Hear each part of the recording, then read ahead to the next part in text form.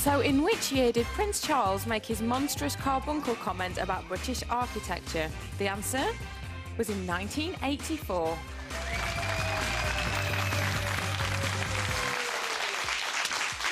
Hello. Yes, it was 24 years ago that Prince Charles started his war of words with modern architects by saying the proposed extension to the National Gallery was a monstrous carbuncle. You're watching The Right Stuff with me, Richard Bacon. I'm joined by Amanda Lamb, David Ian, and special guest, Dragon's Den's finest, James Caan.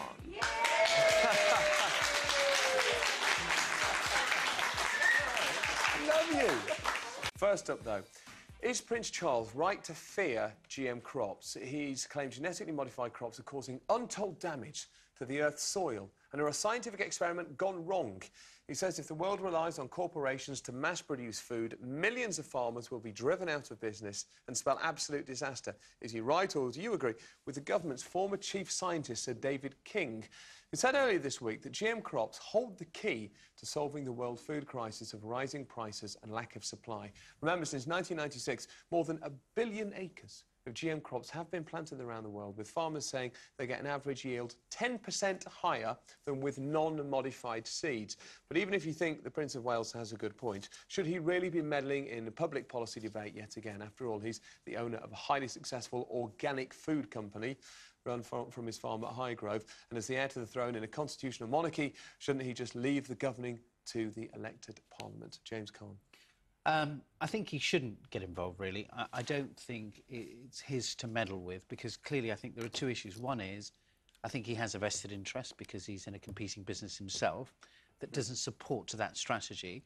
And secondly, I think the world does have a food issue, and I think there are starving people all over the world, and the mere fact that 1 billion acres have been planted, there lies the message that the world needs this. And I think to accelerate the food process and provide quicker, faster food to people who need it, I think is an absolute must. So I absolutely do not support Charles on this point. Either of you disagree with James on this? I think he has a right to his opinion. He's a private individual, so he absolutely has a right to say what he thinks. And I think he's a private individual. I don't agree with what he said. He's a private individual, did you say? Yes, I mean, he's got a right to his own opinion, isn't he? Yeah, it's given the position as much as you have or I have. Yeah, but as the heir to the throne, what he's saying is to some extent at odds with government policy, and therefore someone shouted out good. But given the way our constitutional monarchy is currently set up, right, doesn't that leave him in quite a tricky position? The Queen, for example, would never do this, would she? But that's because she's the Queen, and when he becomes the King, will he do it then? I don't know. I can't imagine the Queen did this sort of thing when she made controversial statements when she was the heir to the throne. It was a different era, and I don't think that the royals spoke out about No, the point is, as an unelected head of state, is it his business to meddle in policy? Is it his business to influence? But he's not. He is giving his opinion to something. But his opinion carries more weight than well, it doesn't, opinion. because yes, for people that are below the poverty line, they're not going to look at what Prince Charles says and think, oh, right, well, I'm not going to touch GM food, I'll go out and buy organic from his range. No, they're not going to do that. No, but what I'm saying is, you're saying he's an individual like the rest of us. Well, the question was, does he have a right to say what he's got to say? And I think, yes, he does have a right to say what he's got to say. Whether he's right or not is something else. Well, I'm just making the kind of simple point that an ordinary member of the public, if you have a problem, you can't pick up the phone to the Prime Minister. No. You can't get the front of the Telegraph. You can't get it debated on TV shows. But he's not an ordinary member. Sorry? No, but is he not exploiting his inherited position? No, because he's not saying... He's offering an opinion, and he's not saying, don't go out and buy it, go and buy my Duchy original bread. That's not what he's saying. He's just giving an opinion the same way... I think the same way as we're giving an opinion, because we're lucky enough to be asked to go on this television programme, and that's the point. You know, he is in a position of profile, every bit and he as gets influential. OK, let's go to the audience. Eric, what have you got? Well, I've got Simon here. You've always got an opinion, haven't you? So what do you think about this? OK.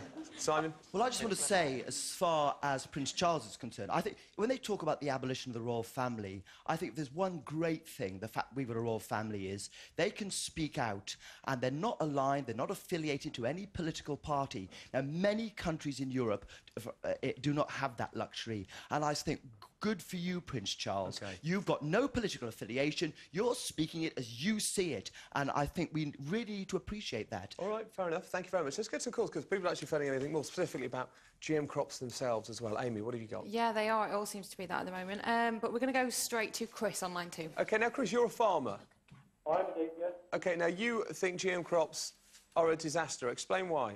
Well, maybe disaster's too high sort of words for it. But the only thing is, if we rely totally on GM crops, what will happen is the big companies will control the supply and everything associated with GM crops, and therefore small farmers like myself won't have necessarily the access to produce the food in the way we used to do it. I mean, why I think Prince Charles is right to voice his opinion is farmers themselves have no high-profile voice, not small farmers. So therefore, by him highlighting the fact that GM crop production could, in the long term, be a disaster for farmers, is actually the only way that people like ourselves will be heard. Yeah, well, it's not the only way you'll be heard. You've got what about the NFU? Well, the NFU wouldn't necessarily be as high profile and bring as much attention as quickly as Prince Charles himself would. I mean, by the very fact that he's mentioned it today and it's all over the papers. I take your point. I think headlines from the NFU in the papers. I think by and large, people think it's great when Prince Charles speaks out when he says something they agree with, and when he doesn't, they go, well, I'm not sure this is right. But hang on, this is a good point that Chris is making, James Caan, and Prince Charles makes that very point in the Telegraph today. He's saying that if big corporations covered, if GM crops are a success, then big corporations will control the food supply, and small farmers like Chris will be forced out of business. I'm just not sure. I mean, can I just have a look at that article? Yeah, certainly. Take your time. I mean, I mean, if you look at that, I mean, how can you take comments from a man who's wearing a skirt? I'm not sure, really. Every single person in Scotland or Scottish now switching over. I'm sorry, I mean, I take but Chris, but small farmers could be forced out of business. That's a serious point. But is it? I mean, in all seriousness, how... For a lot of people, I mean, I'm very fortunate. I live right next door to a farmer's market and I buy all my food from there because I can afford to do it. But for a lot of people, they can't afford to go and buy organic fruit and veg. So I think the fact that you have a choice is, you know, if you can't afford to do it, then yes, you do need to go and buy things. The bottom line surely has got to be, as James says, it's impossible to feed the world as we are at the moment without you get GM a 10% higher so yield from GM food. The other point is that there is no evidence that GM crops do any damage to humans. There is no evidence at all. Chris, thank you for your call. Let's go to someone else. Amy. OK, let's go to a lady called Jennifer on line 4. OK, Jennifer, good morning to you. Good morning. What do you think? I think Prince Charles has every right to have a freedom of speech the same as everybody else. I think James Caan is being very rude about Scottish traditions. And I also think that we need to bring farming back in this country so that we can be self-sufficient. We need to eat less but better quality, and we don't know what we're eating at the moment, and GM crops haven't been tested long enough to say that it doesn't do any harm. Well, there have been quite a lot of tests, though, Jennifer, and so far those tests Over how many years, can you tell me? Only over about the last 10 or so. Right, but that's not very many years, is it? But no, Jennifer, do you not think that we are starting to do that more? I mean, I think in the last 2 years in my area alone, farmers' markets are springing, I don't know about the audience, but they're springing up everywhere. I go to a farmers' market actually in London. Yeah, so do I. Or on the outskirts of London.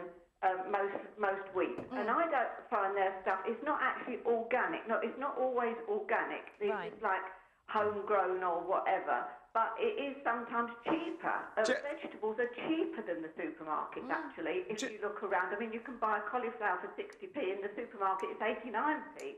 Jennifer, let me just make one point, that around the world, since the credit crunch, millions of people have been pushed into food poverty. Millions of people. GM crops will offer a 10% higher yield, so therefore, if you increase supply, prices come down. So GM definitely has the opportunity to decrease prices and lift people out of food poverty. Yeah, it's all very nice that we'd like to eat more organic food. In this country. Sorry? You're talking about around the world. There's no food poverty in this country. Well, that's not true. We need to help people to be able to do irrigation and all that sort of thing, to be able to grow their own food. There are plenty of people in this country, though, Jennifer, who can barely afford to put food on the table. Oh, rubbish. Absolute rubbish. They are eating rubbish. Okay. How many people do you know that actually cook a decent meal that doesn't cost very much? No. They're buying this fast food.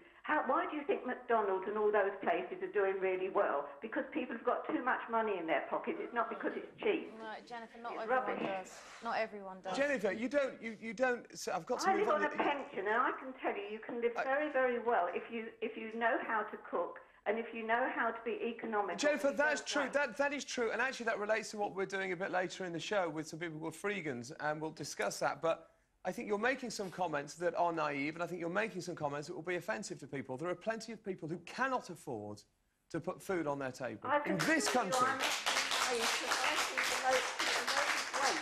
With people who have got too much money to waste and not enough to spend on decent quality food and less of it. All right, Jennifer, thank you for your call, though. We'll have to leave it there. OK.